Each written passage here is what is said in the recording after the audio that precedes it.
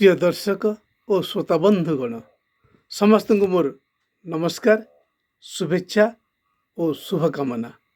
मु अनुंग पटेल ओडिशार जनाशुना सुसाहित्यिक कवि सौरभ कैलाशचंद्र बेहेरा सृजनी नहीं आसी एक सुंदर मनछुआ मानवीय सचेतन धर्मी कविता जार शीर्षक होउची विवेकर आह्वान।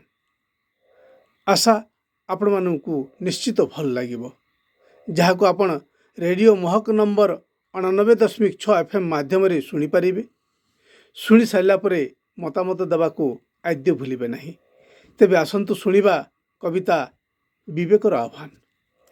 हे धरापृष्ठर नरनारीगण निज आड़ को निक्षेप कर श्वासत दृष्टि ताहले जानिपार तुमे अट शरीरधारी आत्मा।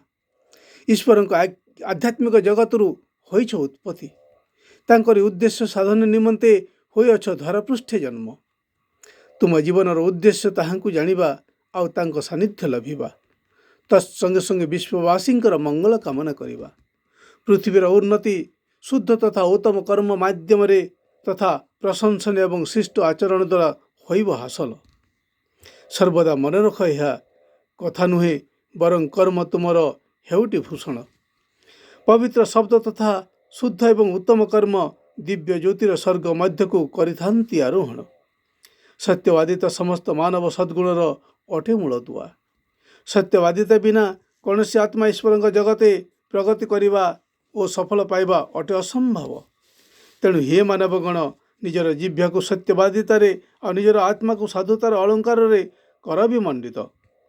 गर्भावस्था तुमको ईश्वर देइछंती चक्षु कर्ण और जिह्वा सर्वोत्तम दर्शन श्रवण और कथन निमंते। किंतु हाय षडरिपु कबल पड़ी आदरिछ विपरीत नीति। आलोक पथ को भूली जाई गमुअछ अंधकार पथे। निजर दोष दुर्गुण सब भूली जाई अन्य मानकर दोष देखिबारे रहिअछ व्यस्त। कारण तुम आत्मा दर्पण आच्छादित समस्त बदगुणर धूली और मैला। जानी रख जे समस्त सृष्ट वस्तु मानक मध्य सृष्टिकर्ता उत्कर्षता को घोषणा करिबारे तांकरी गौरव को चिन्हिबारे तांकरी सत्य को प्रकाश करिबारे आउ तांको सम्मुख रे परम सुधार सह प्रणिपात करिबारे आत्मा अटे सर्वप्रथम। जदि यह ईश्वर आलोक को करे प्रतिफलन तेबे समय क्रमे तांको निकट को करिब प्रत्यागमन। जदि यह अहंकार और वासनार होइब शिकार तेबे तार हेब अधगति। ईश्वर समस्त चलनशील जीवन को सृष्टि कर सारी तांको स्वेच्छाकृत और सार्वभौम्य इच्छार प्रत्यक्ष चालने तांको जानिबा और प्रेम करबा निमित्त मनुष्य को देले योग्यता और सामर्थ्य प्रदान। तेणु मनुष्य होउछि अमूल्य रत्नभरा खनिर सदृश। तेणु निजर रत्नभरा हृदय को विश्लेषण कर। हिसाब निकास आह्वान पूर्वर तुम निज को प्रतिदिन गणना मध्य को आनयन कर। जेतेबेले युद्धर भावना आसुछि मनरे ताकू एक शांतिर अधिक शक्तिशाली भावना द्वारा करिब विनाश। पर निंदा हृदय आलोक को करे निर्वापित। तेणु निजे जड़े पापी हो रहा पर्यंत अन्य मानक पाप को आण नहीं प्रश्वास मध्य।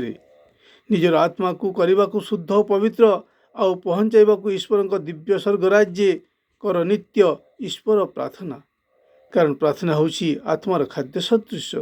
प्रार्थना होउछि स्वर्ग और पृथ्वी मध्य जोगसूत्र रखिबार सीढ़ी जहाँ द्वारा आम आरोहण करवा स्वर्ग को। प्रार्थना होउछि भगवान सह वार्तालाप जहाँ द्वारा जणाइबा निजर दुख और संताप। तेणु प्रार्थना करी चिंता कर तुमे मोर जीवन ही पृथ्वी रे होई आरंभ किंतु एक अनंत जीवन पाई नियई कढ़ाई। तेणु बाहुलंक नियम मानिबा आउ मानव जातिर सेवा और कल्याण करिबा चुक्ति दृढ़ता रखिबा अटे मोर परम कर्तव्य। आजिर पवित्र अवसर रे सकल मानव हृदय रे रहु यही नित्य अनुचिंता। धन्यवाद।